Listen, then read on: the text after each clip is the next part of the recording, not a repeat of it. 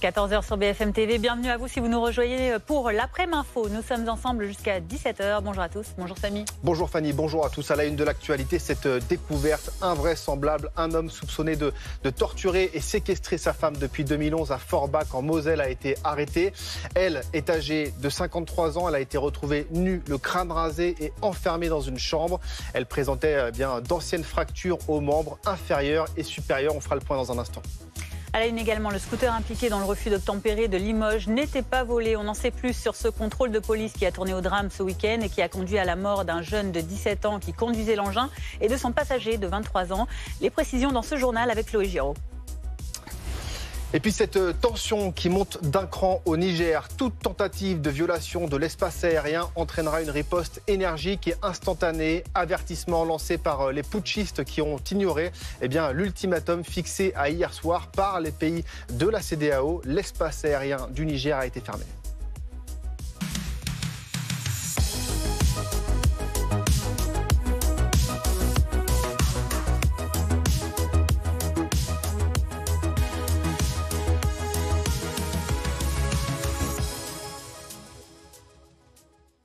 Et on vous le disait en titre, on l'a appris il y a quelques heures, une ressortissante allemande déclarant être séquestrée et torturée par son mari depuis 2011 a été retrouvée par la police. Là, c'est passé du côté de Forbach, en Moselle, à la frontière franco-allemande. La victime avait réussi à subtiliser un téléphone pour contacter les secours. Bonjour Cécile Olivier, merci d'être avec nous. Vous êtes la chef du service police-justice de BFM TV. Comment l'alerte a été donnée ? Eh bien, tout simplement, hier soir, un peu avant 23h, la police de Moselle a été contactée par la police allemande qui a expliqué qu'une de ses ressortissantes les avait contactés en Allemagne pour expliquer qu'elle était retenue contre son gré depuis 12 ans, depuis 2011 et également torturée par son mari. Il semble que la victime avait réussi à subtiliser un téléphone portable pour pouvoir donner l'alerte. Alertée, la police a attendu l'heure légale, 6h du matin, pour intervenir au domicile sur réquisition du parquet de Sarreguemines et à l'intérieur, elle a procédé à l'interpellation d'un homme de nationalité allemande âgé de 55 ans et elle a retrouvé enfermée dans une chambre donc son épouse, 53 ans, qui était retenue contre son gré et qui a indiqué effectivement être torturée depuis 2011. Et Cécile, dans quel état de santé a été retrouvée cette femme ? Dans un état assez catastrophique puisqu'elle était nue, le crâne rasé, qu'elle présentait des signes de dénutrition et elle présentait également des traces de fractures assez anciennes aux doigts, aux bras, aux jambes. Donc cette femme est actuellement prise en charge par les urgences médico-judiciaires. Et le mis en cause, quel est lui son profil ? Alors, on sait de peu de choses pour l'instant parce que l'enquête débute à peine. La garde à vue a commencé à 6h ce matin. On sait simplement qu'il est allemand, qu'il est âgé de 55 ans, totalement inconnu de la police, en tout cas en France, inconnu également des services de renseignement et il semble qu'il n'avait pas d'emploi, qu'il était actuellement en recherche d'emploi. Alors, ce qui interroge, c'est que cette scène macabre, elle dure depuis très longtemps, si les faits sont avérés. On se demande si personne n'a rien vu. Et il y a une voisine qui avait quand même un peu tiré la sonnette d'alarme il y a quelques années. Voilà, en 2019, d'après un document de police dont nous avons eu connaissance, il y avait eu une intervention au domicile de ce couple en 2019 parce que une voisine inquiète avait donné l'alerte. Mais il semble qu'à l'époque, le couple avait infirmé les déclarations de cette femme et assuré que tout allait bien. Ce qui peut s'expliquer si la victime est terrorisée, s'il y a une situation d'emprise. De toute façon, tout cela, l'enquête va devoir le déterminer.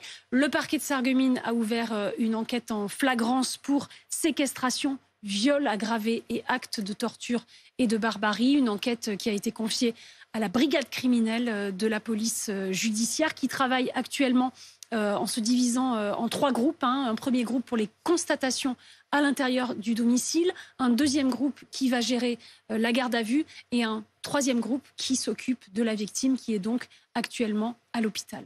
Merci beaucoup Cécile pour ces précisions. Bonjour Stéphane Clerget, merci d'être avec nous. Vous êtes psychiatre, là on parle bien d'une affaire qui est hors du commun. Hors du commun, mais on a pourtant des précédents. On a eu des cas, je pense à la petite Crampuche, des cas comme ça de personnes enfermées, et maltraitées, torturées pendant des années, ce qui nous permet aussi de comprendre et d'envisager, d'imaginer quelles peuvent être les conséquences psychologiques de telles situations. Et justement, comment est-ce que, déjà dans un premier temps, cette personne, cette femme qui a été découverte dans un tel état, a pu survivre aussi longtemps depuis de 2011 au moins avec de tels sévices?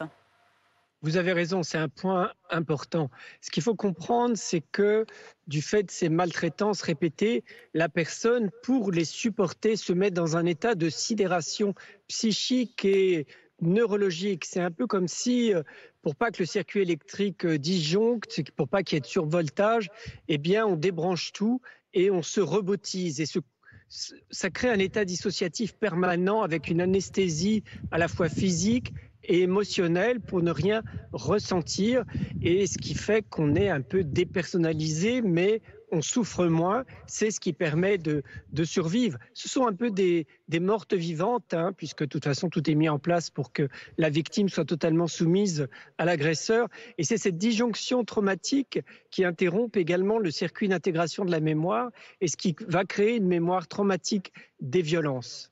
Est-ce qu'on a une idée du profil de ce genre de ravisseurs? Est-ce qu'il y a des traits communs qui reviennent dans ces histoires? Alors, c'est souvent des proches, finalement, que ce soit des parents.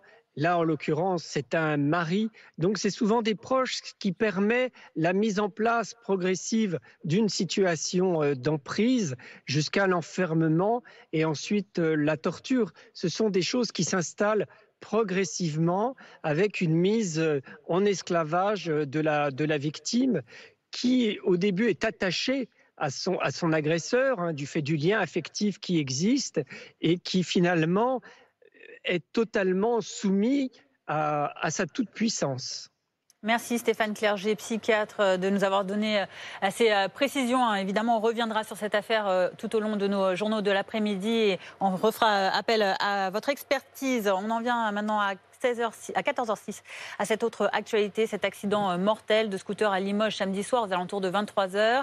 Deux jeunes hommes, 17 et 23 ans, ont perdu la vie en percutant une voiture après avoir grillé un feu rouge. Les deux individus roulaient à vive allure. Ils tentaient d'échapper à un contrôle de police. Chloé Giraud, vous êtes sur place pour BFM TV. Le procureur a donc donné plus de détails sur les circonstances précises de cet accident.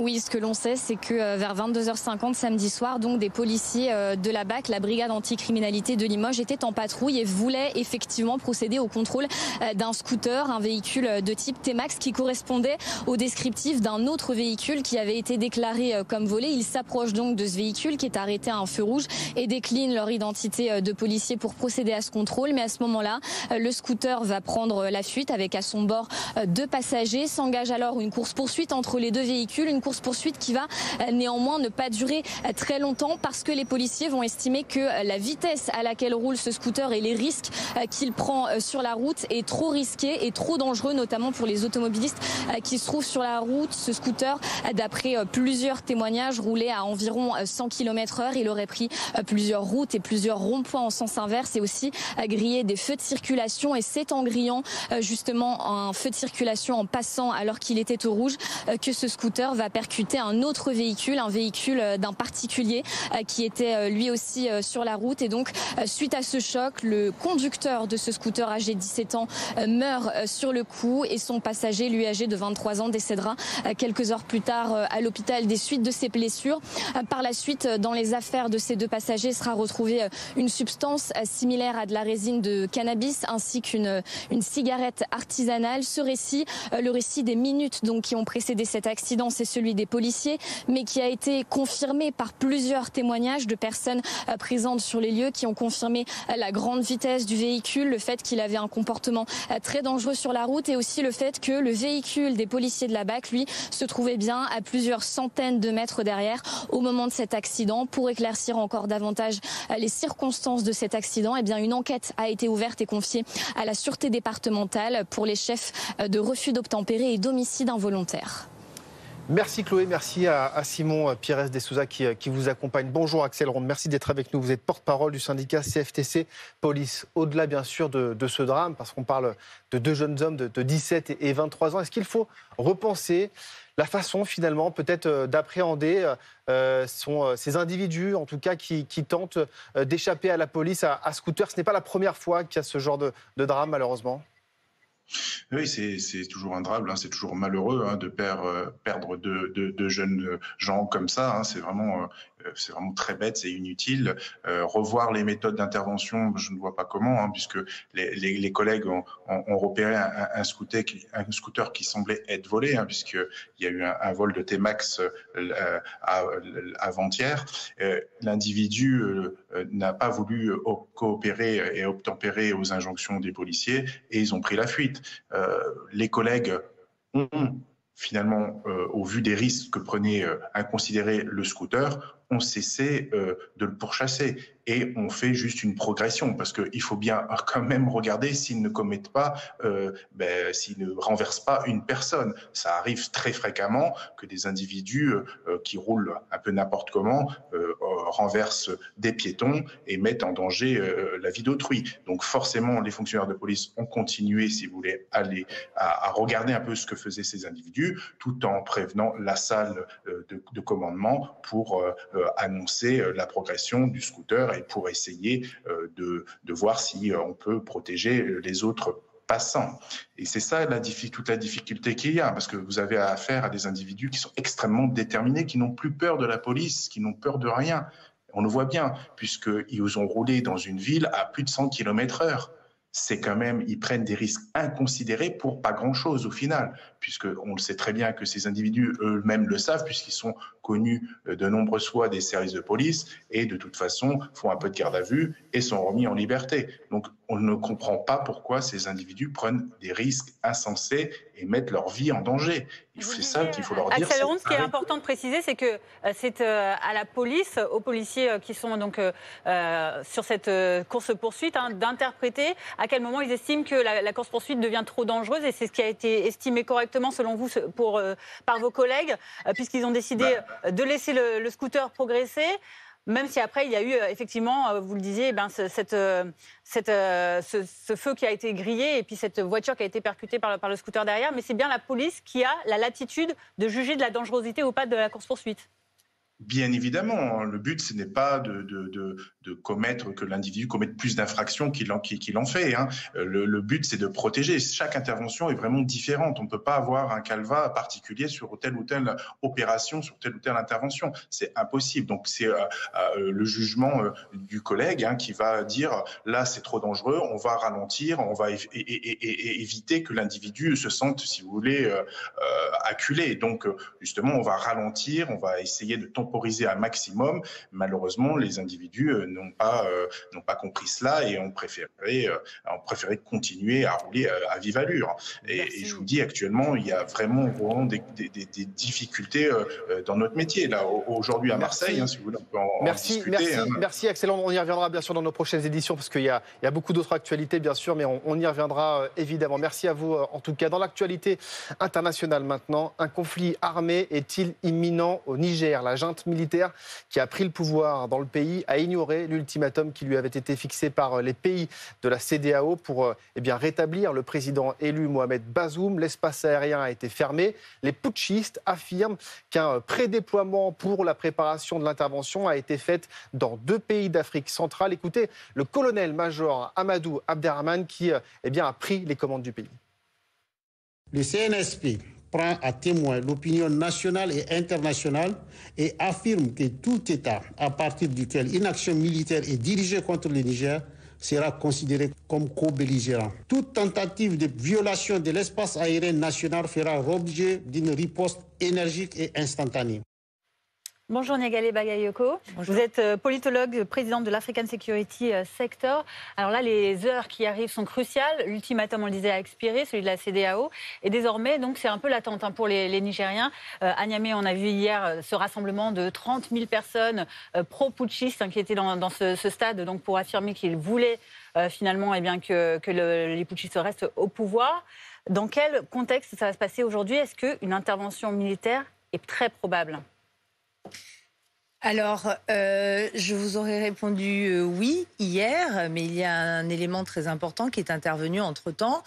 C'est la position prise par les sénateurs du Nigeria voisin, sachant que le Nigeria est aujourd'hui à la tête de la CEDEAO et que son président est l'un des plus favorables à une intervention. Mais les sénateurs, notamment ceux du Nord, ont appelé à ce que l'on explore toutes les voies diplomatiques possibles avant toute intervention. Il y a d'autres pays qui sont alignés sur cette position. Le Tchad, l'Algérie également ne souhaitent pas d'intervention des pays d'Afrique de l'Ouest au Niger.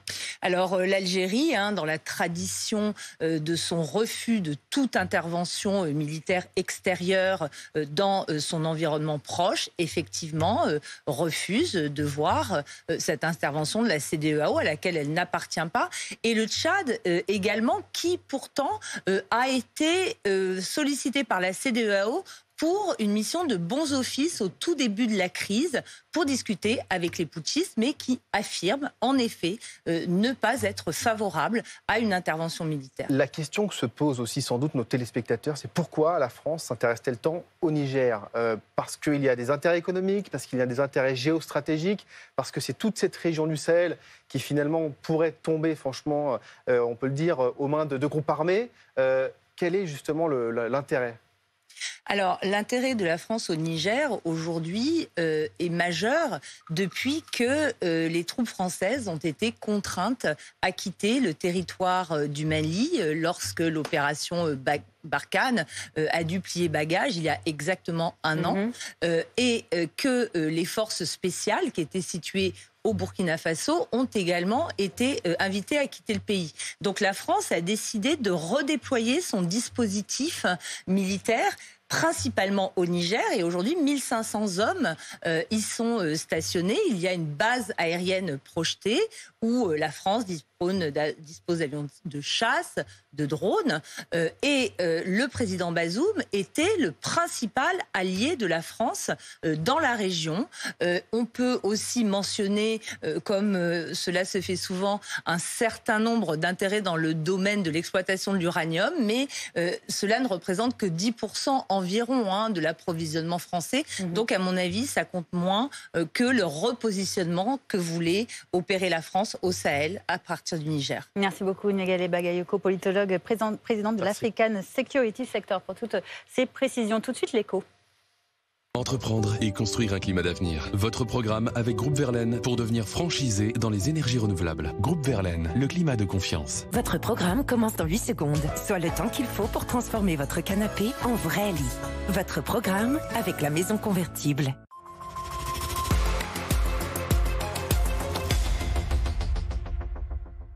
Et on parle de notre épargne avec vous, Pierre Kupferman. Le gouvernement a choisi, avec l'appui de la Banque de France, de ne pas respecter la règle de calcul de ce livret A et de maintenir son taux à 3% pendant 18 mois. Ce gel de la rémunération va faire l'objet d'un recours devant le Conseil d'État.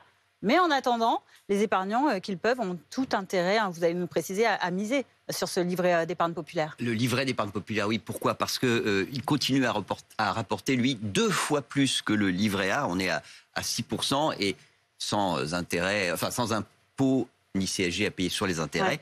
Et donc, ceux qui ont un petit peu d'argent à mettre de côté, ils ne sont pas trompés. Puisque quand on regarde le nombre de détenteurs de livret d'épargne populaire, on voit qu'il y a eu un bond spectaculaire l'année dernière. Ça a d'ailleurs continué cette année.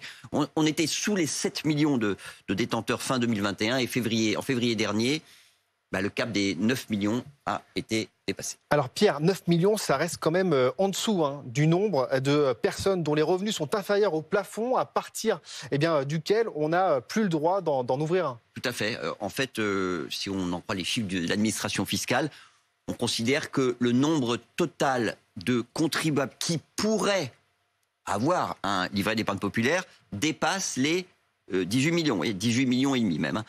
C'est quand même 2 fois plus que le nombre effectif de détenteurs de ce livret d'épargne populaire. Mais c'est quand même compliqué d'essayer d'épargner quand on a de faibles revenus. Je vous l'accorde, on a d'ailleurs vu lors de la crise de 2008-2009 qu'avec la forte poussée du chômage, le nombre de détenteurs de LEP avait fortement chuté puisqu'il y en avait 13 millions avant la crise. Mais cela dit, l'épargne qui aujourd'hui est placée sur ce LEP, eh bien, elle est devenue vraiment considérable, puisque on a gagné quasiment 10 milliards d'euros en seulement une année. On n'est plus très loin finalement du cap, c'est symbolique, des 50 milliards d'euros placés sur le LEP, cap qui pourrait être franchi cette année. Donc en moyenne, après un calcul que bien sûr je viens de faire à l'instant, absolument sur un livret épargne populaire, il y a plus de 5 000 euros, c'est ça? Oui, tout à fait, on va être précis, 5 700 euros en moyenne. Et surtout, eh bien, les 3/4 des LEP sont à des niveaux relativement élevés, puisque le solde dépasse les 3 000 euros. Ça représente quand même pas loin de 2 mois de salaire ou de pension de retraite, puisque pour un célibataire, je rappelle que le plafond de revenus pour avoir le droit d'ouvrir un LEP, c'est 1 780 euros par mois. Pierre, en moyenne, les Français, ils mettent combien d'argent sur leur livret A? Si on veut faire la comparaison, et c'est ça qui est intéressant, le sol moyen, il est un petit peu plus élevé que pour le livret d'épargne populaire. On est à 6 351 euros pour être précis. Sauf que la majorité des détenteurs d'un livret A, eh bien, ils ont moins de 1 500 euros dessus. Vous voyez que on n'est pas dans les mêmes proportions. Le niveau médian de l'épargne sur le livret d'épargne populaire, finalement, il est beaucoup plus élevé que sur le livret A. Merci Pierre. Merci Pierre. Entreprendre et construire un climat d'avenir. C'était votre programme avec Groupe Verlaine pour devenir franchisé dans les énergies renouvelables. Groupe Verlaine, le climat de confiance. Votre programme est fini depuis 8 secondes, soit le temps qu'il faut pour transformer votre canapé en vrai lit. Votre programme avec la maison convertible. Tout de suite, c'est vos vacances.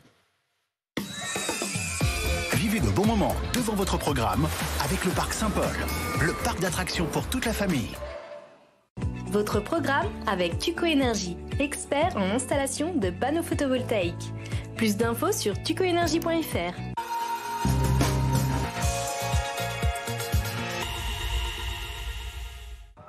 Bonjour, je m'appelle Inès, j'ai 24 ans et je suis sauveteuse au sein de la SNSM. Allez, on embarque! Ce matin, dans la baie du Pouliguen, Inès et son équipe patrouillent. Leur mission première, assurer la sécurité de tous en mer et leur venir en aide si besoin. Ça peut être des gens en difficulté sur un bateau, un catamaran dématé, ça peut être une planche à voile en difficulté, un paddle. Notre interview est coupée par un appel à la radio. C'était pour éclaircir un objet flottant qu'on a en visuel en fait aux jumelles. L'équipage pousse les moteurs. En quelques minutes, le bateau est sur place. Je vous confirme, je suis arrivée au contact de l'objet, c'est une bille de bois d'environ 1,50 m. Rien d'alarmant cette fois-ci. Pour ces sauveteurs, aussi qualifiés pour secourir en mer, cette sortie sur l'eau est l'occasion de réviser certaines techniques de sauvetage. Aujourd'hui, par exemple, il faut sauver ce nageur en pleine mer, puis le remonter avec ce filet sur le bateau. Donc là, madame, on reste bien allongé, d'accord? Les bras tendus le long du corps. D'accord. Si on a une personne qui est avec suspicion de trauma, on utilisera plus facilement le filet Marcus plutôt que de la remonter directement pour limiter les risques au niveau du trauma. Pareil, si on a une victime en hypothermie, pour la relever de manière horizontale pour pas aggraver son état de santé. L'an dernier, 32 000 personnes ont été secourues sur la plage ou au large par les sauveteurs en mer de la SNSM. Vous avez passé un bon moment devant votre programme avec le Parc Saint-Paul, le parc d'attractions pour toute la famille. C'était votre programme avec Tuco Énergie, expert en installation de panneaux photovoltaïques. Plus d'infos sur tucoenergie.fr. 14h23, restez bien sur BFM TV. Dans notre prochaine édition, à 14h30, nous reviendrons sur cette découverte sordide, celle d'une femme de 53 ans à Forbach, découverte nue, le crâne rasé, dénutrie à son domicile. Elle dénonce des mauvais traitements et une séquestration de son mari. On fait le point sur cette affaire dans quelques minutes. À tout de suite. Découvrez BFM Normandie, la dernière des chaînes régionales de BFM. Au programme, ceux qui vous parlent à vous, les Normands. Au total, 10 chaînes locales à votre service. Bienvenue dans la plus belle région de France. La plus gastronomique, la plus ensoleillée, la plus nature de France, la plus chaleureuse, la plus capitale des régions de France. Trafic, météo, transport, culture. Pour mettre en valeur tout ce qui se fait de beau dans notre région. Simplifiez-vous la vie avec les chaînes locales de BFM. Centre-européen-formation.fr. Vous accordez une place centrale au bien-être et aux pratiques naturelles? Devenez naturopathe avec la formation à distance du Centre européen de formation. réaliser un bilan de vitalité, établir un protocole personnalisé. Un programme de 500 heures pour acquérir toute l'expertise et s'établir en tant que professionnel de la naturopathie. Étudiez où vous voulez, quand vous voulez. Testez dès maintenant notre plateforme e-learning et découvrez votre premier cours gratuit. Phytothérapie. Rendez-vous sur centreeuropéinformation.fr. Moi, j'ai économisé 9 175 € sur mon crédit immobilier. Moi, 380 € sur mon assurance auto. Et nous, 17 315 € sur notre assurance emprunteur. Moi, j'ai économisé 392 € sur ma mutuelle. Moi, 793 € sur mon crédit travaux. Et si vous aussi, vous repreniez le pouvoir sur vos économies avec meilleur taux? Prendre soin de la planète, c'est tout vous. Mais c'est pas facile tous les jours. C'est comme consommer plus responsable ou recycler. Quant à s'engager et être plus solidaire, on ne sait pas toujours comment faire. Heureusement, ces gestes, vous les faites déjà en étant client chez SFR. Car avec nos mobiles et box reconditionnés, la mise en veille automatique de nos décodeurs TV, l'accompagnement vers l'emploi de 10 000 jeunes en 2022 ou nos gigas offerts à Emmaüs Connect, SFR agit pour être plus responsable et solidaire avec vous. À tout moment, la vie peut basculer, le monde peut s'arrêter. Maladies infectieuses, Covid-19, cancer, Alzheimer, Parkinson. Vous pouvez faire avancer la recherche en léguant vos biens ou une partie de vos biens sans droit de succession à l'Institut Pasteur.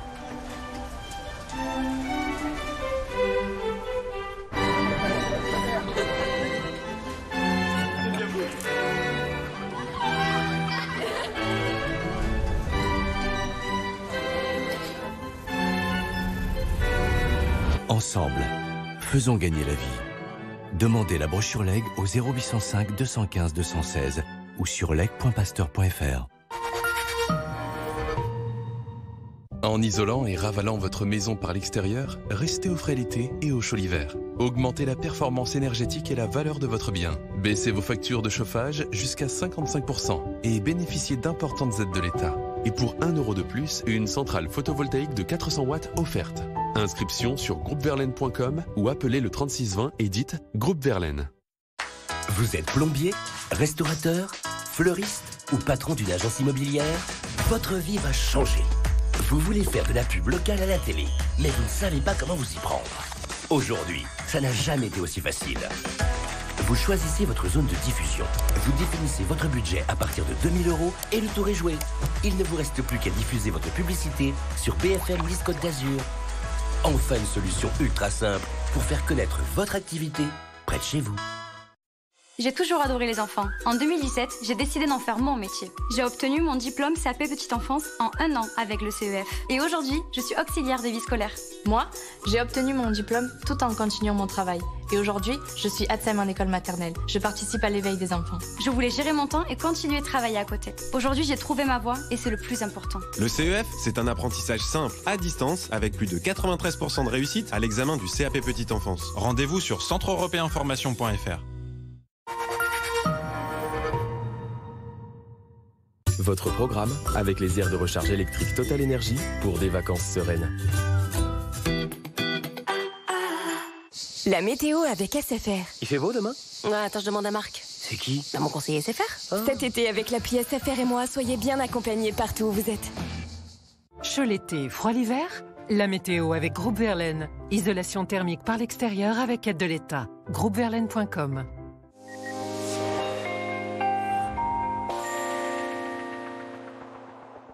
Bonjour, les conditions météo vont rester très belles dans le sud-est de la France. Le soleil est également revenu un peu plus au nord, avec quand même des températures pas très élevées la nuit dernière, ce matin, avec des valeurs bien en dessous même des normales de saison. Alors vous voyez ici sur l'animation satellite d'autres nuages en approche. Ils seront avec nous ce mardi matin entre la Bretagne et la Normandie. Ils vont quand même rentrer un petit peu plus dans l'intérieur des terres dans la journée. Ils pourraient déposer d'ailleurs quelques gouttes de pluie de l'intérieur de la Normandie en remontant vers le Benelux. Ce sera très beau ailleurs. On surveillera encore le vent entre la Corse et le continent pour le risque d'incendie évidemment, mais pour également les baigneurs très très nombreux en ce moment sur les côtes. Voici les prévisions. Côté température, ce sera stationnaire pour ce mardi matin concernant les températures. Avec 13 degrés à Paris, seulement 7 degrés pour Aurillac, 20 degrés quand même pour les Niçois, donc on conserve de la douceur matinale. Et dans l'après-midi, ça grimpe pour tout le monde. 31 degrés pour Toulouse, 23 degrés pour La Rochelle, 24 même dans l'intérieur de la Bretagne. Vous aurez 21 degrés à Rouen, 23 à Paris ainsi qu'en plaine d'Alsace. Et de l'autre côté de la France, direction la Corse, avec 29 degrés à Bastia ou 27 degrés pour ceux qui sont un peu plus au sud en direction d'Ajaccio. C'était votre programme avec les aires de recharge électrique Total Énergie pour des vacances sereines. C'était la météo avec SFR. Il fait beau demain? Attends, je demande à Marc. C'est qui? Mon conseiller SFR. Cet été, avec l'appli SFR et moi, soyez bien accompagnés partout où vous êtes. C'était la météo avec Groupe Verlaine, installateur de pompes à chaleur atlantique alimentées par une centrale photovoltaïque. Groupe Verlaine, le climat de confiance. 14h30 sur BFM TV, bienvenue à vous. Si vous nous rejoignez à la une de l'après-midi info, cette information BFM TV, une sordide découverte pour la police à Forbach en Moselle. Une femme de 53 ans qui a réussi à alerter la police allemande a été retrouvée nue, crâne rasé à son domicile. Elle dénonce une séquestration, des actes de torture de la part de son mari depuis 2011. On fait le point sur cette incroyable affaire dans ce journal. Et puis que s'est-il passé précisément à Limoges samedi soir? 2 jeunes de 17 et 23 ans sont morts dans un accident de scooter après un refus d'obtempérer. Ils auraient grillé un feu rouge et percuté un véhicule. 2 enquêtes ont été ouvertes, on y reviendra. Les maires en première ligne face au trafic de drogue. Entre prévention ou répression, les méthodes des édiles varient beaucoup, vous allez le voir, pour venir à bout de ce fléau. Qu'est-ce qui est le plus efficace? Un ancien maire témoigne dans un instant. Cette information BFM TV, tout d'abord, une histoire à peine croyable. Au-delà du concevable, une femme de 53 ans dénonçant sa séquestration ainsi que des actes de torture de son mari depuis 2011 a été découverte ce matin par la police française. C'est à Forbach que ça s'est passé en Moselle. Elle et son mari sont des ressortissants allemands. L'homme a été interpellé, la victime présumée admise aux urgences médico-judiciaires. On fait le point sur cette découverte. Comment a-t-elle pu être permise? Les précisions de Cécile Olivier, chef du service police-justice de BFM TV. Eh bien, tout simplement, hier soir, un peu avant 23h, la police de Moselle a été contactée par la police allemande qui a expliqué qu'une de ses ressortissantes les avait contactés en Allemagne pour expliquer qu'elle était retenue contre son gré depuis 12 ans, depuis 2011, et également torturée par son mari. Il semble que la victime avait réussi à subtiliser un téléphone portable pour pouvoir donner l'alerte. Alertée, la police a attendu l'heure légale, 6h du matin, pour intervenir au domicile sur réquisition du parquet de Sarreguemines, et à l'intérieur, elle a procédé à l'interpellation d'un homme de nationalité allemande âgé de 55 ans, et elle a retrouvé enfermée dans une chambre donc son épouse, 53 ans, qui était retenue contre son gré, qui a indiqué effectivement être torturée depuis 2011. Et Cécile, dans quel état de santé a été retrouvée cette femme? Dans un état assez catastrophique, puisqu'elle était nue, le crâne rasé, qu'elle présentait des signes de dénutrition, et elle présentait également des traces de fractures assez anciennes aux doigts, aux bras, aux jambes. Donc cette femme est actuellement prise en charge par les urgences médico-judiciaires. Et le mis en cause, quel est lui son profil? Alors on sait de peu de choses pour l'instant parce que l'enquête débute à peine. La garde à vue a commencé à 6h ce matin. On sait simplement qu'il est allemand, qu'il est âgé de 55 ans, totalement inconnu de la police, en tout cas en France, inconnu également des services de renseignement, et il semble qu'il n'avait pas d'emploi, qu'il était actuellement en recherche d'emploi. Alors, ce qui interroge, c'est que cette scène macabre, elle dure depuis très longtemps, si les faits sont avérés. On se demande si personne n'a rien vu. Et il y a une voisine qui avait quand même un peu tiré la sonnette d'alarme il y a quelques années. Voilà, en 2019, d'après un document de police dont nous avons eu connaissance, il y avait eu une intervention au domicile de ce couple en 2019 parce que une voisine inquiète avait donné l'alerte. Mais il semble qu'à l'époque, le couple avait infirmé les déclarations de cette femme et assuré que tout allait bien, ce qui peut s'expliquer si la victime est terrorisée, s'il y a une situation d'emprise. De toute façon, tout cela, l'enquête va devoir le déterminer. Le parquet de Sarreguemines a ouvert une enquête en flagrance pour séquestration, viol aggravé et actes de torture et de barbarie. Une enquête qui a été confiée à la brigade criminelle de la police judiciaire, qui travaille actuellement en se divisant en 3 groupes. Un premier groupe pour les constatations à l'intérieur du domicile, un deuxième groupe qui va gérer la garde à vue, et un troisième groupe qui s'occupe de la victime, qui est donc actuellement à l'hôpital. Éric Charles, bonjour, merci d'être avec nous. Vous êtes psychiatre, c'est une affaire exceptionnelle, hors du commun. Est-ce que l'on sait quel pourrait être un peu le profil, en tout cas le genre de profil de ce type de ravisseur? Est-ce qu'il y a des traits communs avec d'autres histoires? Ah non, c'est très compliqué. Et puis alors, on connaît vraiment pas l'histoire. Là, on est encore dans la précocité, commencer à avoir des hypothèses psychopathologiques. On peut imaginer des traits psychopathiques et une personnalité narcissique. Ça, c'est probable pour arriver à ce genre de choses exceptionnelles. Mais on peut pas aller plus loin dans l'analyse. Ce qui est difficile à concevoir pour le commun des mortels, c'est comment une femme a pu supporter aussi longtemps, elle dénonce ces faits depuis au moins 2011, comment est-ce qu'elle a pu supporter aussi longtemps, survivre à toutes les atrocités qu'elle décrit et à cette séquestration? C'est ça qui est incroyable quand on est dans des situations complètement exceptionnelles comme celle-là. Nous, on le voit déjà sur des histoires qui vont durer quelques minutes, quelques heures. On a des traumatismes extrêmement sévères. Alors habituellement, c'est des choses qui vont se développer dans les jours, les semaines, voire les mois qui suivent. Là, on peut imaginer que pendant des années, le traumatisme permanent, les tortures, ont entraîné des séquelles qui doivent être extrêmement importantes sur le plan du remaniement psychique. Justement, cette femme a été bien sûr prise en charge. Est-ce que vous avez déjà été confronté à ce type d'affaires et comment est-ce qu'on se, entre guillemets, reconstruit après un tel drame en fait? Comme je vous dis, c'est tellement exceptionnel. On est confronté, oui, mais à des choses, on va dire, entre guillemets, parce que c'est jamais banal. À partir du moment où il y a une confrontation comme ça avec le réel de la mort, la peur de mourir ou situation de torture, mais ça va être sur des durées beaucoup plus brèves et pas avec la même violence et la même intensité qu'on peut imaginer. Donc c'est difficile de se raccrocher à des situations qu'on connaît ou alors en comparaison peut-être avec des tortures de guerre qu'ont pu subir des soldats dans des situations de conflit. Est-ce qu'il est vraiment possible de concevoir que des voisins, des gens de cette commune n'aient jamais rien soupçonné? On sait qu'il y a eu un signalement en 2019, mais que visiblement ça n'a pas donné suite. Comment est-ce que ça se fait que dans un environnement proche, personne ne soit plus inquiet que ça de ce qui pouvait se jouer en coulisses? On pourrait presque retourner la question à l'envers, c'est-à-dire se dire comment un voisin, comment on pourrait imaginer qu'il se passe ce genre de choses dans notre voisinage? C'est tellement inimaginable. Je ne sais même pas si on voyait un feuilleton, si on y croirait. Enfin voilà, il y a un vrai questionnement et c'est inimaginable. Et donc effectivement, les gens dans l'entourage, dans le voisinage, se sont rendus compte probablement de rien. Bien sûr, et merci Éric Charles, on y reviendra bien sûr dans un instant avec vous. Bonjour Isabelle Gollens. Alors on va rappeler aussi que ça rappelle forcément des grandes affaires de séquestration de ces dernières années. Oui, et la plus tristement célèbre, c'est celle de l'Autrichienne Natacha Kampusch. Le 23 août 2006, la jeune fille de 18 ans parvient à s'échapper. Elle est retrouvée dans la rue à Vienne, séquestrée pendant plus de 8 ans. Elle vivait dans une sorte de cave minuscule de 5 mètres carrés. Son geôlier, Wolfgang Priklopil, l'avait enlevée sur le chemin de l'école alors qu'elle n'avait que 10 ans. Il sera retrouvé mort le soir même, d'ailleurs, de l'évasion de Natacha Kampusch. 2 ans après, toujours en Autriche, c'est l'affaire Friedel.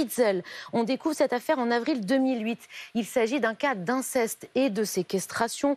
À l'âge de 42 ans, une Autrichienne, Elisabeth, déclare qu'elle a été emprisonnée et violée par son père pendant 24 ans. Elle était enfermée dans une cave qui avait été construite par son père dans un abri anti-atomique. Elle donnera naissance à 7 enfants et c'est l'hospitalisation de l'un d'eux, en fait, qui fera éclater l'affaire. Pendant toutes ces années, son père, Joseph Friedel, avait d'ailleurs caché à toute sa famille la détention de sa fille, même à sa propre épouse. Il leur avait fait croire qu'elle avait rejoint une secte. Isabelle, il y a aussi 2 autres histoires terribles survenues cette fois-ci aux États-Unis. Oui, une maison de l'horreur, vous devez vous en souvenir, découverte en Californie, au sud de Los Angeles. Ce sont des parents qui séquestraient leurs enfants. Le 14 janvier 2018, l'une des filles s'échappe par une fenêtre et prévient les autorités. 12 des 13 enfants, dont certains très jeunes, étaient séquestrés par leurs propres parents. Ils survivaient dans des conditions atroces. Certains étaient enchaînés à leur lit. Quasiment tous étaient affamés cramés par leurs parents. Ses parents, David et Louise Turpin, seront arrêtés. Ils plaideront coupables. Ils seront condamnés en avril 2019 à la prison à perpétuité. Toujours en Californie, l'affaire Jaycee Lee Dugard. Le 10 juin 1991, la petite fille, alors âgée de 11 ans, est kidnappée à un arrêt de bus scolaire. 18 ans plus tard, elle est retrouvée à 70 km de San Francisco. Elle vivait dans un cabanon au fond d'un jardin avec 2 petites filles qu'elle a eues suite au viol de son ravisseur, Philippe Garrido. Et il se trouve que l'homme, cette fois-là, agissait de concert avec sa femme. Sa femme sera elle aussi condamnée pour complicité. Merci beaucoup Isabelle. Et dans le reste de l'actualité, les suites de ce refus d'obtempérer du côté de Limoges qui a coûté la vie à 2 jeunes à scooter. Eh bien, 2 enquêtes ont été ouvertes, l'une pour refus d'obtempérer aggravé, l'autre pour homicide involontaire. Hier, le maire de la ville a demandé aux forces de l'ordre et a demandé des renforts des forces de l'ordre surtout afin d'éviter tout embrasement dans le quartier qui est bien sûr endeuillé. Mais comment en est-on arrivé à un tel drame et qui étaient les victimes? Regardez ce reportage, il est signé Dorine Jarnias, Frédéric Fernandez avec Barnabé Hausser et Kevin Eliès. Sur ces images amateurs, les services de secours tentent de réanimer l'un des occupants du 2 roues à même le trottoir. Et un peu plus loin, ce qu'il reste du scooter. Il est aux alentours de 22h50 dans la nuit de samedi à dimanche à Limoges lorsqu'un équipage de la BAC décide de contrôler un T-Max. Le scooter correspond à la description d'un véhicule volé. Mais au moment de procéder au contrôle, le 2 roues prend la fuite à vive allure et en roulant à contresens avant d'être pris en chasse par la police qui décide ensuite d'arrêter la course-poursuite. Les collègues ont du coup stoppé leur volonté d'aller au bout du contrôle et ça pour assurer la sécurité des autres usagers de la route. Et plusieurs minutes plus tard, ils sont arrivés au moment du drame et n'ont pu que constater les dégâts qu'on déplore aujourd'hui. Le scooter entre alors en collision avec un autre véhicule, causant la mort du conducteur du 2 roues âgé de 17 ans, ainsi que de son passager majeur. Dans la foulée, quelques débordements ont lieu sur place. Le maire de Limoges décide alors d'anticiper et réclame le renfort de 120 à 130 policiers supplémentaires. Je ne tiens pas à ce qu'on mette à feu et à sang les quartiers parce que ce sont les populations les plus fragiles qui sont les victimes de ces violences. Ce que je souhaite, c'est que nous apportions la tranquillité, la paix, la sécurité et l'autorité de l'État. Un produit s'apparentant à de la résine de cannabis a été retrouvé dans la sacoche de l'un des 2 occupants du scooter qui n'a d'ailleurs pas été volé. 2 enquêtes ont été ouvertes, l'une pour refus d'obtempérer aggravé par la mise en danger délibérée et une autre pour homicide involontaire. Difficile fonction que celle de maire à portée de baffe et de plus en plus d'agressions au moindre mécontentement. Près de 1300 ont démissionné depuis le dernier mandat de 2020. Ils doivent aussi parfois faire face au trafic de drogue sur leur territoire avec des méthodes, vous allez voir, parfois diamétralement opposées entre prévention et répression. Anne-Sophie Varmont, Camille Fournier, Pierre Humez avec Blandine Dalena. À Compiègne, il n'est pas rare de voir des agents de la police municipale arpenter la ville accompagnés de ces chiens spécialisés dans la recherche de stupéfiants. Allez, on cherche. Il y a 2 ans, la ville est devenue l'une des toutes premières en France à s'être dotée d'une brigade canine spécialisée dans la drogue. Grâce à monsieur le maire qui a pu faire des conventions avec le parquet et la préfecture. Donc on travaille les chiens en stup seulement sur réquisition de l'officier de police judiciaire. Donc on ne peut pas travailler de nous-mêmes sur une recherche de stupéfiants, non. Depuis 2018, la commune multiplie les mesures contre le trafic de stupéfiants, comme la création de cette brigade, mais aussi l'interdiction des regroupements jour et nuit aux abords d'immeubles et quartiers sensibles, des mesures répressives assumées par le maire. Une telle politique, elle passe aussi par de la sévérité. J'ai incité les bailleurs sociaux, et ceci a abouti dans plusieurs cas, à expulser des familles et qui se complaisaient dans la drogue. Il faut être imaginatif. On a des moyens, on peut s'en servir. Autre méthode, à Douai, la municipalité mise sur les 200 caméras de surveillance de la ville pour traquer le trafic. Et le maire n'hésite pas à s'impliquer personnellement. Il m'arrive régulièrement de donner mon numéro de téléphone propre à des habitants en leur demandant s'ils le souhaitent de me remonter des informations précises. Alors une information précise, c'est une information avec un nom, un lieu, une adresse. Je les transmets évidemment aussitôt à la police nationale. L'élu demande cependant un soutien plus important de la police nationale pour appuyer le travail des effectifs municipaux. Bonjour Carl Olive, merci d'être avec nous. Vous êtes député des Yvelines, député Renaissance. Vous avez été longtemps maire de Poissy. Vous avez été confronté au trafic de stupéfiants. C'est vraiment un cauchemar au quotidien pour les maires? Merci de votre invitation. D'abord, je dois dire que c'est une vraie volonté des maires que de lutter évidemment contre cette délinquance contre les stupéfiants. C'est vraiment la volonté des maires et je dois saluer, comme vous venez de le faire dans vos reportages respectifs, le maire de Douai et le maire de Limoges que vous avez interrogé. Ils ont tous les deux raison. Je dirais qu'aujourd'hui, on a un arsenal juridique et opérationnel qui est possible, mais on ne peut rien faire seul lorsqu'on est maire, on ne peut rien faire seul avec sa police municipale.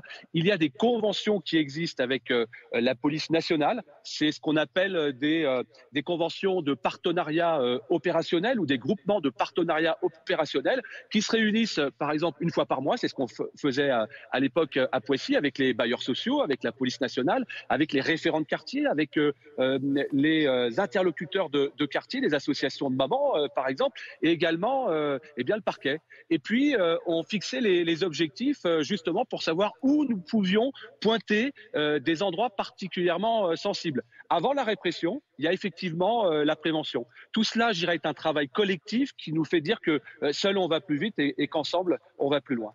À quel point c'est efficace justement ces conventions que vous avez testées donc sur le territoire à Poissy à l'époque? Est-ce que c'est suffisamment puissant pour en arriver à ne pas justement avoir recours à la répression? Je dirais que l'un ne va pas sans l'autre. Oui, ça a été particulièrement efficace parce que il faut bien savoir, et ça a été dit dans votre reportage, qu'une police municipale seule ou la volonté seule du maire ne peut arriver à aboutir efficacement. Je vous donne un tout petit exemple. Un policier municipal qui va contrôler un stupéfiant ne peut pas le verbaliser. Il faudrait mettre ce qu'on appelle des amendes forfaitaires délictuelles que seule la police nationale, donc une commission rogatoire, le cas échéant, peut mettre en place. Qu'est-ce qui se passe aujourd'hui? Les policiers municipaux amènent le délinquant au commissariat et là est diligentée ou une convocation en justice ou alors une verbalisation. Il serait intéressant de pouvoir légiférer, c'est ce que nous travaillons actuellement, pour que ces amendes forfaitaires délictuelles de 200 à 500 € puissent être verbalisées directement par la police municipale. Un peu ce qu'a fait le collègue de Douai avec cette convention avec la préfecture pour ces opérations canines. Merci monsieur le député, merci d'avoir été en direct avec nous dans ce, il faut dire, très beau décor juste derrière nous. Merci Carl Olive. Dans l'actualité internationale maintenant, au Niger, l'ultimatum de la CEDEAO a expiré la nuit dernière, faisant planer l'éventualité d'une intervention armée.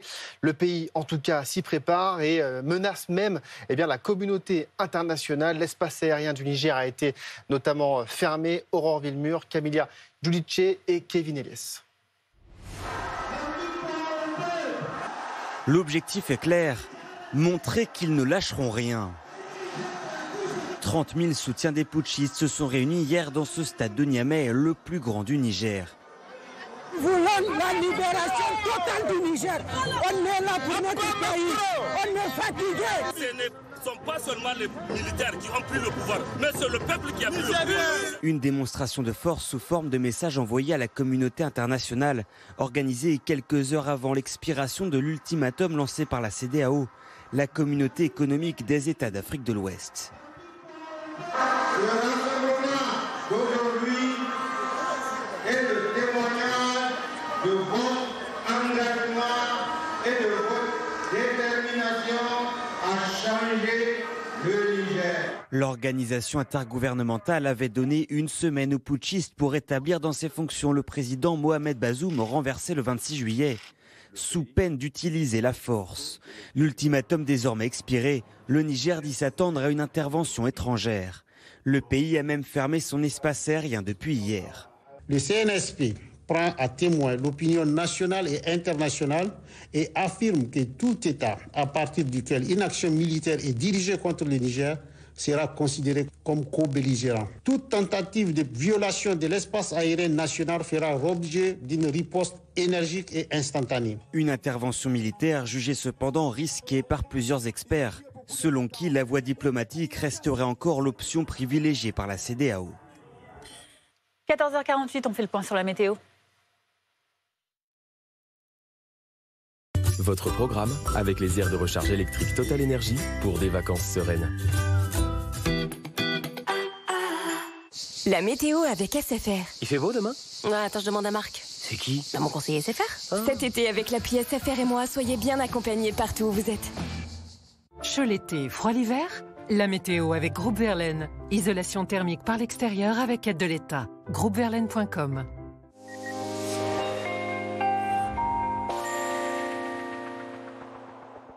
Bonjour, les conditions météo vont rester très belles dans le sud-est de la France. Le soleil est également revenu un peu plus au nord, avec quand même des températures pas très élevées la nuit dernière, ce matin, avec des valeurs bien en dessous même des normales de saison. Alors vous voyez ici sur l'animation satellite d'autres nuages en approche. Ils seront avec nous ce mardi matin entre la Bretagne et la Normandie. Ils vont quand même rentrer un petit peu plus dans l'intérieur des terres dans la journée. Ils pourraient déposer d'ailleurs quelques gouttes de pluie de l'intérieur de la Normandie en remontant vers le Benelux. Ce sera très beau ailleurs. On surveillera encore le vent entre la Corse et le continent pour le risque d'incendie évidemment, mais pour également les baigneurs très très nombreux en ce moment sur les côtes. Voici les prévisions. Côté température, ce sera stationnaire pour ce mardi matin concernant les températures, avec 13 degrés à Paris, seulement 7 degrés pour Aurillac, 20 degrés quand même pour les Niçois, donc on conserve de la douceur matinale. Et dans l'après-midi, ça grimpe pour tout le monde, 31 degrés pour Toulouse, 23 degrés pour La Rochelle, 24 même dans l'intérieur de la Bretagne, vous aurez 21 degrés à Rouen, 23 à Paris ainsi qu'en plaine d'Alsace, et de l'autre côté de la France, direction la Corse, avec 29 degrés à Bastia ou 27 degrés pour ceux qui sont un peu plus au sud en direction d'Ajaccio. C'était votre programme avec les aires de recharge électrique Total Énergie pour des vacances sereines. C'était la météo avec SFR. Il fait beau demain? Attends, je demande à Marc. C'est qui? Mon conseiller SFR. Cet été, avec l'appli SFR et moi, soyez bien accompagnés partout où vous êtes.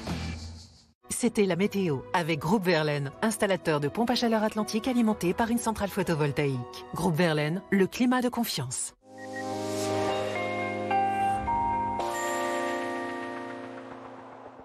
Le risque d'incendie reste prononcé aujourd'hui dans le sud-est de la France, avec évidemment du soleil, mais surtout avec ce vent qui est répété depuis maintenant plusieurs journées. Le département des Bouches-du-Rhône reste à un niveau rouge, donc à un niveau très élevé de risque d'incendie au cœur de nos massifs. Surveillance particulière également pour le Vaucluse, situé un petit peu plus au nord, et pour le département du Var, situé un petit peu plus à l'est. Une nouvelle fois prudence sur l'ensemble du pourtour méditerranéen. Alors sans surprise, c'est évidemment dans cette zone que l'humidité au niveau des sols est beaucoup moins présente. On voit très bien ici le rouge, signe que l'humidité est quasiment inexistante sur les Pyrénées-Orientales par exemple, dans le département du Var ou encore sur la partie ouest de la Corse. Beaucoup plus généreuse cette humidité en remontant vers le nord, notamment entre la Bretagne et le Benelux.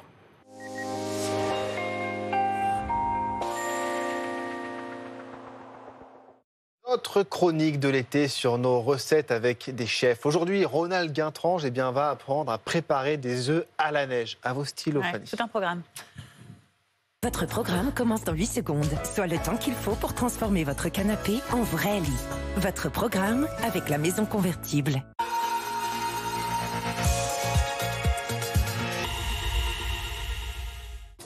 Ravi de vous retrouver, je suis avec le chef pâtissier Pierre Chirac. Bonjour. Tout va bien? Ça va. Chef pâtissier de la chef doublement étoilée Stéphanie Aguelec et de cette maison. Que fait-on aujourd'hui? Et tu peux parler dans le micro, chef. On va réaliser ensemble un œuf à la neige, crème anglaise amaretto, accompagné avec des petites cerises de saison. Et je suis toujours nul. Je confirme. On y va. Première étape. Première étape, et pas des moindres. Ah ouais. J'ai une pression folle. Ouais. J'ai pas fait de sport ce matin pour être bien, me préserver pour toi. Alors dis-moi. Bon, on va commencer par les blancs en neige. D'accord. Blanc d'œuf. Ouais. En fait, tu verses après, moi je. Exactement. Moi j'ai la partie compliquée. J'ai essayé. Pas plus vite que ça. Ouais, non, on peut aller plus vite. Et là. Le bruit est agréable. Petite demi-heure, 3 quarts d'heure. Donc là, on va monter les blancs, donc on va incorporer de l'air dans les blancs. On va essayer de monter les blancs jusqu'à ce qu'ils se tiennent. Et on fera évidemment, et je me permettrai de le réaliser sur ta personne, le fameux test du cul de poule renversé au-dessus de la tête pour voir si les blancs sont bien montés. En gros, c'est le meilleur moyen pour motiver celui qui les a montés. Ouais, c'est ça. Ok. Je sais pas si tu vois, mais on commence à voir les sillons. Là, ça veut dire qu'on peut commencer gentiment à incorporer le sucre. J'en peux plus. Donc là, c'est bon, tu peux t'arrêter. Ok. Ça se tient à mon fouet. C'est vrai. Exact. Voilà, ça se tient à mon fouet. C'est le critère. C'est le critère. Après, il y a un deuxième critère. Bah, essaye, hein, mais. Ouais, si, c'est bon. J'ai confiance. J'ai confiance. J'ai confiance. J'y vais ? Ouais, j'ai confiance.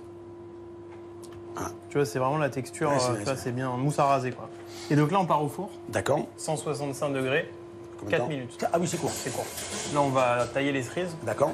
Et après, on sera prêt pour dresser. D'accord. Pour éviter de perdre du temps à dénoyauter, on vient couper les cerises. Sur les côtés. Voilà, exactement. J'aurais fait pareil. Bah, voilà. Pas effectivement. Donc maintenant, on va les dresser avec le résultat de la cuisson. Exactement. Et est-ce que tu as une consigne pour placer les cerises? On va placer les cerises tout en dessous. C'est la cherry under the cake. Exactement. Le plus centré possible. Le plus centré possible. Ouais. On va mettre la crème anglaise. D'accord. Et donc nous, on a décidé de l'aromatiser aujourd'hui à l'amaretto. Et là, un nuage. On va venir délicatement. Ah ouais. Oh là là. La petite touche du chef, c'est qu'on va finir avec un petit jus de cerise. D'accord. Je suis toujours nul ou pas? C'est pas mal. Ce sera le mot de la fin. Merci beaucoup. Bon été. Votre programme est fini depuis 8 secondes, soit le temps qu'il faut pour transformer votre canapé en vrai lit. Votre programme avec la maison convertible.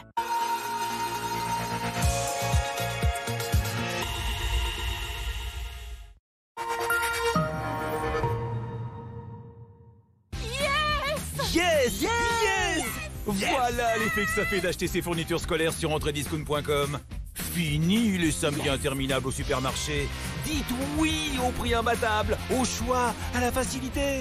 Avec entrediscount.com, en 3 clics, choisissez, commandez, profitez. Une formation pour enfin trouver le travail que vous aimez, ça vous tente? Solène, j'ai eu mon diplôme CAP Petite Enfance avec le Centre Européen de Formation et aujourd'hui, je suis animatrice en école maternelle. Clara, moi je suis auxiliaire de crèche. Isabelle, assistante maternelle à Lyon. J'ai eu mon CAP Petite Enfance facilement, en 8 mois. Je suis ravie d'avoir changé de vie professionnelle. J'ai pu étudier chez moi, à mon rythme. Le CEF, c'est un apprentissage complet et un suivi pédagogique personnalisé. Rejoignez-nous.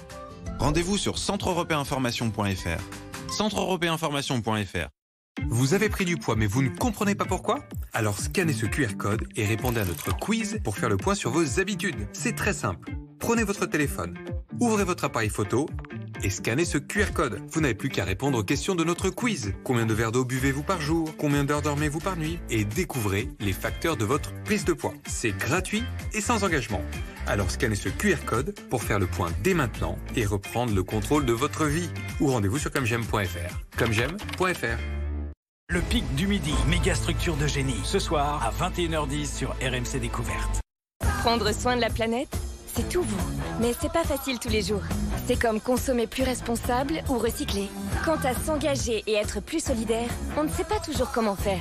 Heureusement, ces gestes, vous les faites déjà en étant client chez SFR.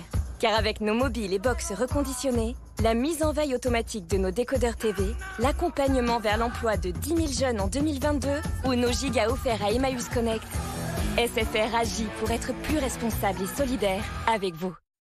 La centrale photovoltaïque de Groupe Verlaine garantit 25 ans. Installée chez vous pour 7 400 € le 3 kg. 7 400 € pause incluse. Oui, 7 400 €. Appelez vite le 3620 et dites Groupe Verlaine. 3620 Groupe Verlaine. Groupe Verlaine, connectons nos énergies.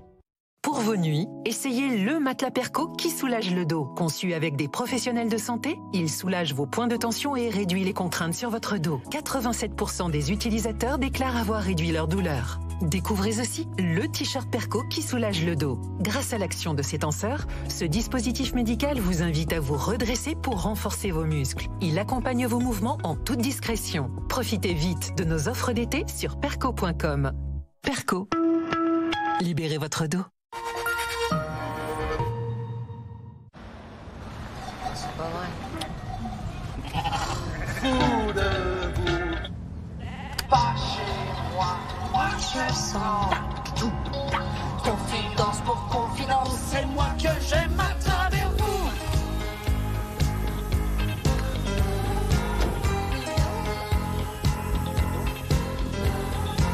Confidence pour confidence, c'est moi que j'aime à travers vous si vous voulez. Moi, j'ai économisé 9 175 € sur mon crédit immobilier. Moi, 380 € sur mon assurance auto. Et nous, 17 315 € sur notre assurance emprunteur. Moi, j'ai économisé 392 € sur ma mutuelle. Moi, 793 € sur mon crédit travaux. Et si vous aussi, vous repreniez le pouvoir sur vos économies avec meilleur taux? Philae.com, c'est formidable. Je découvre de qui je descends. Et toc. Robespierre? À mes aïeux. Un révolutionnaire. Philae.com, vos origines vont vous étonner. 0 €. Et oui, Sophie a financé intégralement sa formation avec son CPF. Elle a obtenu son diplôme CAP Petite Enfance avec le Centre Européen de Formation. Et elle a bénéficié d'une prise en charge à 100%. Vous aussi, vous pouvez obtenir votre diplôme CAP Petite Enfance financé intégralement avec votre CPF. Sophie a étudié chez elle, à son rythme. Et aujourd'hui, elle a un métier passionnant. Tapez centreeuropéenformation.fr. Découvrez vos droits CPF et si vous aussi, vous pouvez bénéficier d'un reste à charge à 0 €. centreeuropéenformation.fr.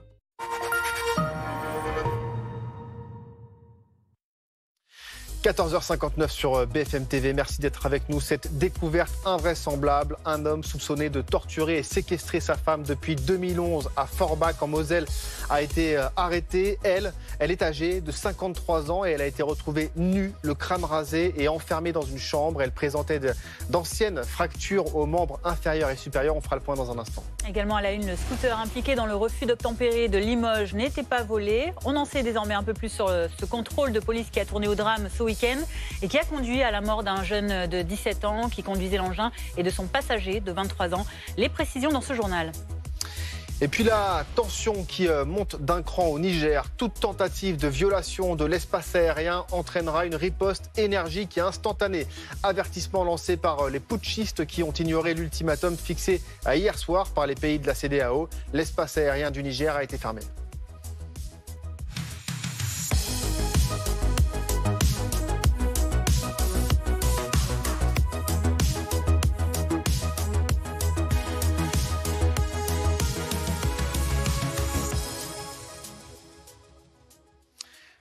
On l'a appris il y a quelques heures, une ressortissante allemande déclarant être séquestrée et torturée par son mari depuis 2011 a été retrouvée par la police. Cela s'est passé du côté de Forbach en Moselle, à la frontière franco-allemande.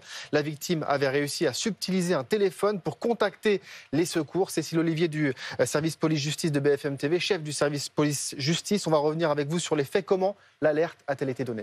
Eh bien, c'est la police allemande, en fait, qui a appelé hier soir, un peu avant 23h, la direction départementale de la sécurité publique en Moselle pour expliquer que l'une de ces ressortissantes, une ressortissante allemande, les avait contactés en expliquant qu'elle était séquestrée depuis 2011 par son propre mari et qu'elle était également torturée depuis toutes ces années. Il semble que la victime avait enfin réussi à trouver un téléphone pour pouvoir donner l'alerte et donc elle a appelé en Allemagne.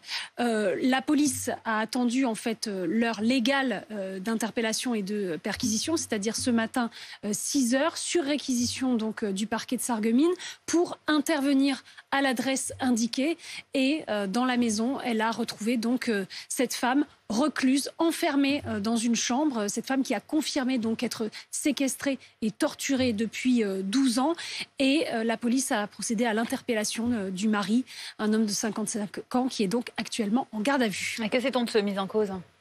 Alors c'est un homme qui a 55 ans, qui est de nationalité allemande. On ne sait pas grand-chose sur lui pour le moment, puisque l'enquête débute à peine. On sait simplement qu'il était totalement inconnu de la police et de la justice, en tout cas en France, et également inconnu des services de renseignement. Il semble qu'il n'avait pas d'emploi, qu'il était en recherche d'emploi.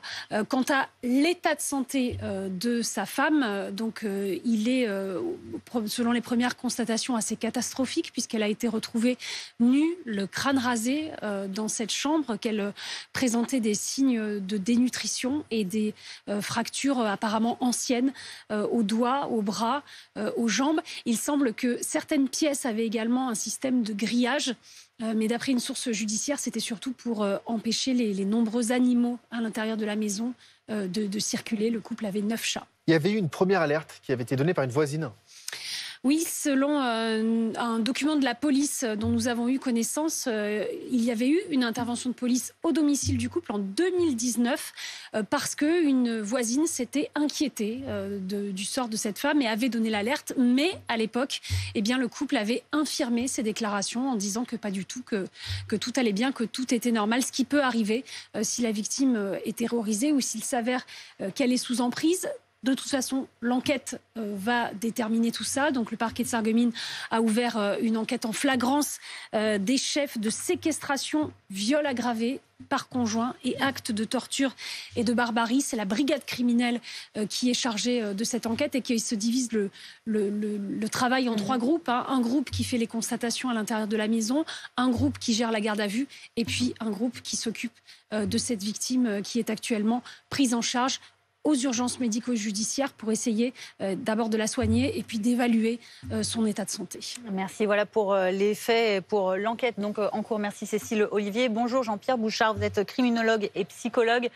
On aimerait en savoir plus sur le contexte qui a pu régner dans cette maison à Forbach. C'est une histoire extraordinaire. Il y en a quelques autres dont on a parlé. On pense notamment au cas Campouche. Mais comment est-ce que c'est possible encore de retrouver des personnes qui peuvent être séquestrées comme ça plus de 12 ans, selon ce que raconte cette femme à la police?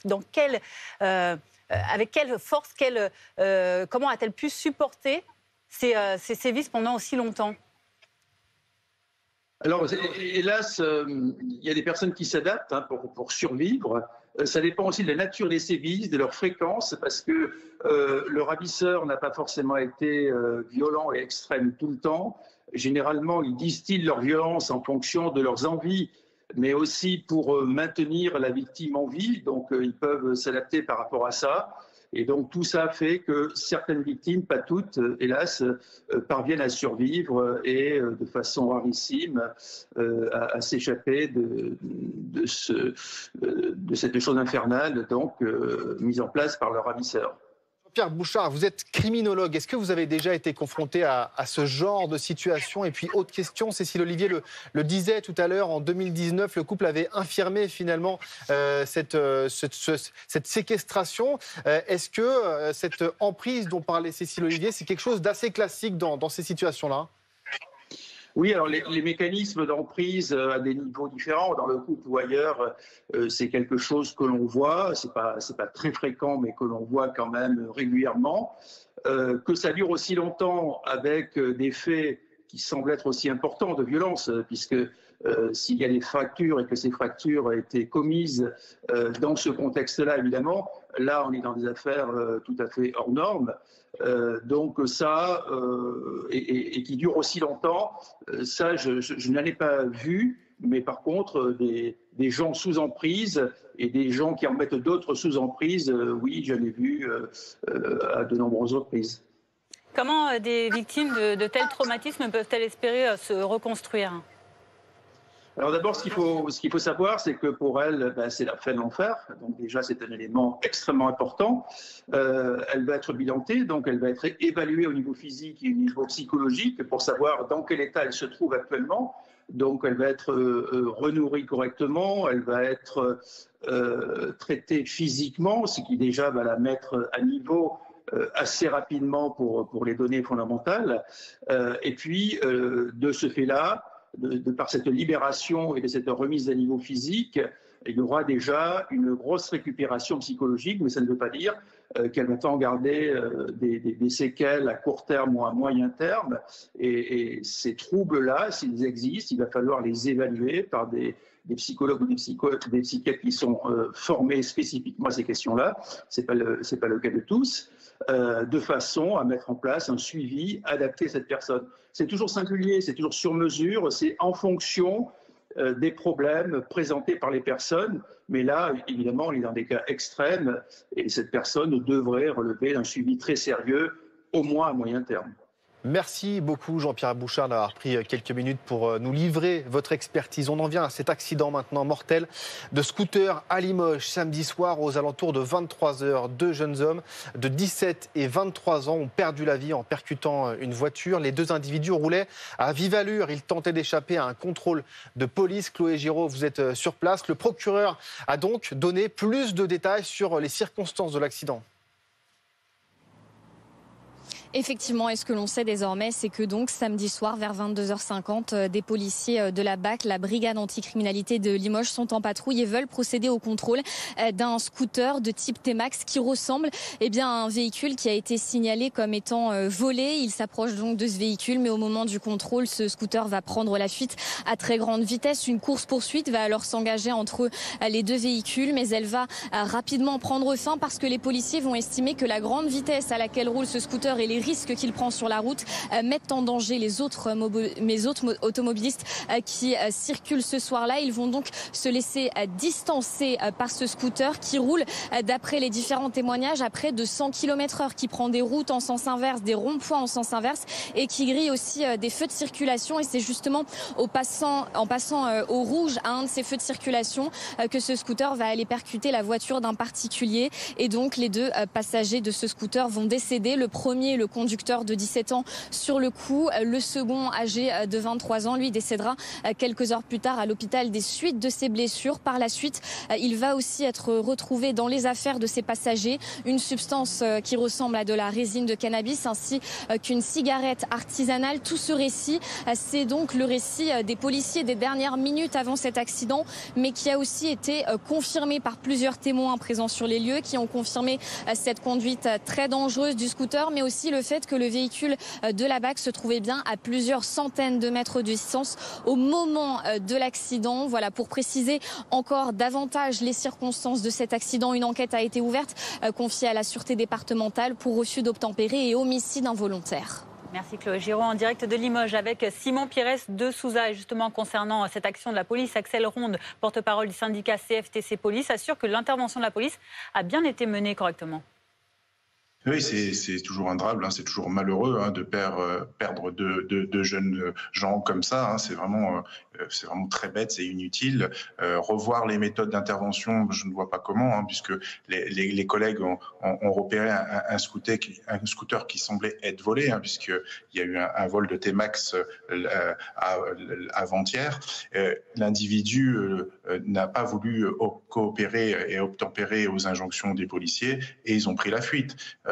Les collègues ont finalement, au vu des risques que prenait inconsidéré le scooter, ont cessé de le pourchasser et on fait juste une progression parce qu'il faut bien quand même regarder s'ils ne commettent pas, s'ils ne renversent pas une personne. Ça arrive très fréquemment que des individus qui roulent un peu n'importe comment renversent des piétons et mettent en danger la vie d'autrui. Donc forcément, les fonctionnaires de police ont continué, si vous voulez, à regarder un peu ce que faisaient ces individus tout en prévenant la salle de commandement pour annoncer la progression du scooter et pour essayer de voir si on peut protéger les autres passants.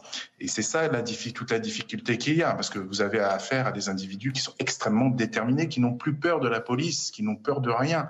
On le voit bien, puisqu'ils ont roulé dans une ville à plus de 100 km/h. C'est quand même, ils prennent des risques inconsidérés pour pas grand-chose au final, puisqu'on le sait très bien que ces individus eux-mêmes le savent, puisqu'ils sont connus de nombreuses fois des services de police et de toute façon font un peu de garde à vue et sont remis en liberté. Donc on ne comprend pas pourquoi ces individus prennent des risques insensés et mettent leur vie en danger. On l'a appris à l'instant, des coups de feu ont éclaté à Marseille, boulevard des Dames, dans le 2e arrondissement en fin de matinée. Ils ont fait au moins un blessé par balle.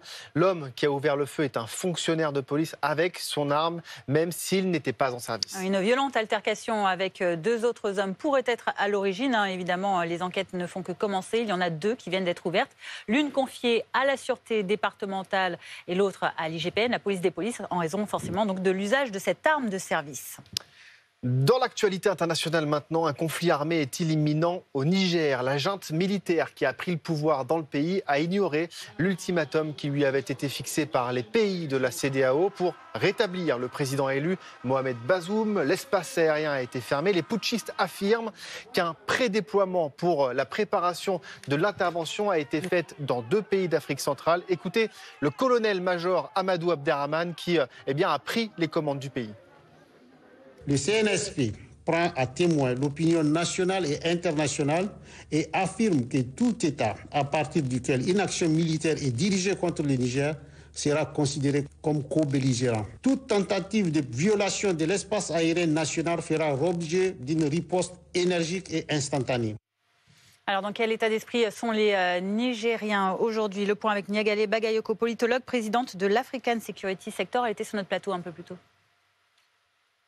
Oui, hier, mais il y a un élément très important qui est intervenu entre-temps, c'est la position prise par les sénateurs du Nigeria voisin, sachant que le Nigeria est aujourd'hui à la tête de la CEDEAO et que son président est l'un des plus favorables à une intervention. Mais les sénateurs, notamment ceux du Nord, ont appelé à ce que l'on explore toutes les voies diplomatiques possibles avant toute intervention. Il y a d'autres pays qui sont alignés sur cette position. Le Tchad, l'Algérie également ne souhaitent pas d'intervention des pays d'Afrique de l'Ouest au Niger.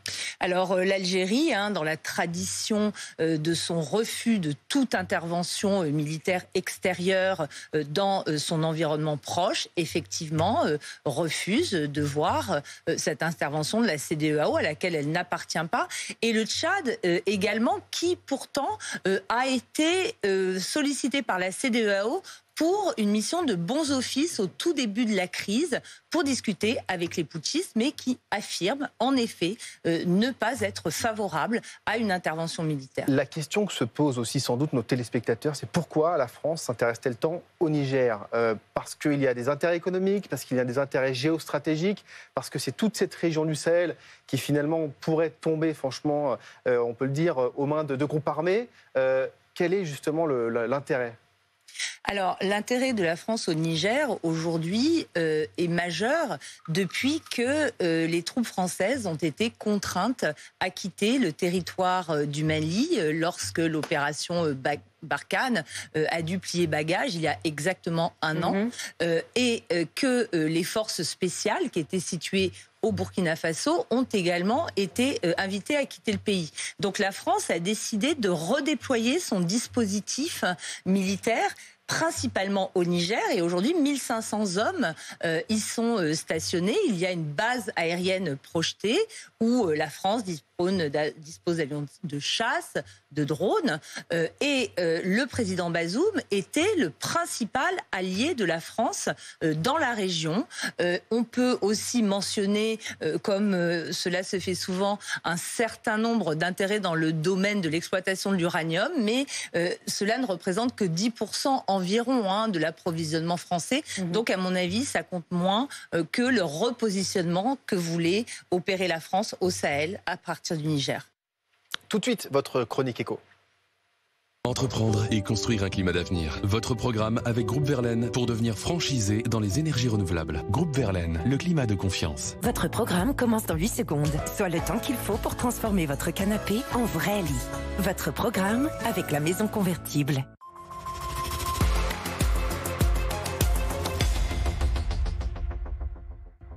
Et on parle de notre épargne avec vous, Pierre Kupferman. Le gouvernement a choisi, avec l'appui de la Banque de France, de ne pas respecter la règle de calcul de ce livret A et de maintenir son taux à 3% pendant 18 mois. Ce gel de la rémunération va faire l'objet d'un recours devant le Conseil d'État. Mais en attendant, les épargnants qu'ils peuvent ont tout intérêt, vous allez nous préciser, à miser sur ce livret d'épargne populaire. Le livret d'épargne populaire, oui. Pourquoi ? Parce qu'il continue à rapporter, lui, 2 fois plus que le livret A. On est à 6% et sans intérêt, sans impôt ni CSG à payer sur les intérêts. Ouais. Et donc, ceux qui ont un petit peu d'argent à mettre de côté, ils ne sont pas trompés. Puisque quand on regarde le nombre de détenteurs de livrets d'épargne populaire, on voit qu'il y a eu un bond spectaculaire l'année dernière. Ça a d'ailleurs continué cette année. On était sous les 7 millions de détenteurs fin 2021. Et en février dernier, le cap des 9 millions a été dépassé. Alors Pierre, 9 millions, ça reste quand même en dessous du nombre de personnes dont les revenus sont inférieurs au plafond à partir duquel on n'a plus le droit d'en ouvrir un. Tout à fait. En fait, si on en croit les chiffres de l'administration fiscale, on considère que le nombre total de contribuables qui pourraient avoir un livret d'épargne populaire dépasse les 18 millions, et 18 millions et demi même. C'est quand même 2 fois plus que le nombre effectif de détenteurs de ce livret d'épargne populaire. Mais c'est quand même compliqué d'essayer d'épargner quand on a de faibles revenus. Je vous l'accorde, on a d'ailleurs vu lors de la crise de 2008-2009 qu'avec la forte poussée du chômage, le nombre de détenteurs de LEP avait fortement chuté, puisqu'il y en avait 13 millions avant la crise. Mais cela dit, l'épargne qui aujourd'hui est placée sur ce LEP, eh bien, elle est devenue vraiment considérable, hein, puisque on a gagné quasiment 10 milliards d'euros en seulement une année. On n'est plus très loin finalement du cap, c'est symbolique, des 50 milliards d'euros placés sur le LEP, cap qui pourrait être franchi cette année. Donc en moyenne, après un calcul que bien sûr je viens de faire à l'instant, sur un livret épargne populaire, il y a plus de 5 000 euros, c'est ça? Oui, tout à fait, on va être précis, 5 700 euros en moyenne. Et surtout, eh bien, les 3/4 des LEP sont à des niveaux relativement élevés, puisque le solde dépasse les 3 000 euros. Ça représente quand même pas loin de 2 mois de salaire ou de pension de retraite, puisque pour un célibataire, je rappelle que le plafond de revenus pour avoir le droit d'ouvrir un LEP, c'est 1 780 euros par mois. Pierre, en moyenne, les Français, ils mettent combien d'argent sur leur livret A? Si on veut faire la comparaison, et c'est ça qui est intéressant, le sol moyen, il est un petit peu plus élevé que pour le livret d'épargne populaire. On est à 6 351 euros pour être précis. Sauf que la majorité des détenteurs d'un livret A, eh bien, ils ont moins de 1 500 euros dessus. Vous voyez que on n'est pas dans les mêmes proportions. Le niveau médian de l'épargne sur le livret d'épargne populaire, finalement, il est beaucoup plus élevé que sur le livret A. Merci Pierre. Merci Pierre.